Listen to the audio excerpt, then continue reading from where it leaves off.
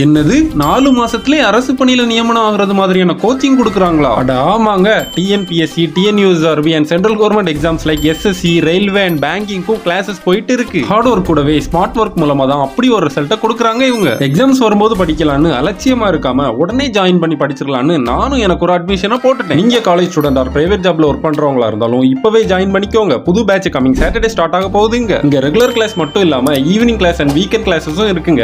Government exam coaching மட்டும் இல்லாம 6th standard to 12th standard வரைக்கும் டியூஷன் கிளாஸஸும் போயிட்டு இருக்கு. முக்கியமா 11th and 12th ஸ்டூடெண்ட்க்கு ஒரு சப்ஜெக்ட்டுக்கும் தனித்தனியான எக்ஸ்பீரியன்ஸ்டு ஸ்டாஃபும் இருக்காங்க. இந்த அகாடமி எங்க இருக்கு அப்படின்னா நம்ம வடசேரி சிபிஎச் ஹாஸ்பிட்டல் ஆப்போசிட்ல இருக்கிற முத்தூட் பேங்க் பில்டிங்ல ஃபர்ஸ்ட் ஃப்ளோர்ல தாங்க இருக்கு இந்த கேட்வே அகாடமி. சோ 4 ரூட் மக்களே, சிபிஎச் பஸ் ஸ்டாப் பக்கத்துல உங்க போக்குவரத்து வசதிக்கு ஏத்தபடி இந்த அகாடமி இருக்கு. குமரி மாவட்டத்துல வேற ஊர்கள்ல இருந்து வரதா இருந்தாலும் நல்ல வசதியான ஒரு இடத்துல தாங்க இருக்கு இந்த அகாடமி. அரசு பணிகள்லயும் அதிக வேலை வாய்ப்புகள் இருக்கு. குறைஞ்ச கட்டணத்துல நிறைவான சேவை இவங்க கொடுக்குறாங்க. சோ ஃப்ரெண்டுக்கு வீடியோவை ஷேர் பண்ணி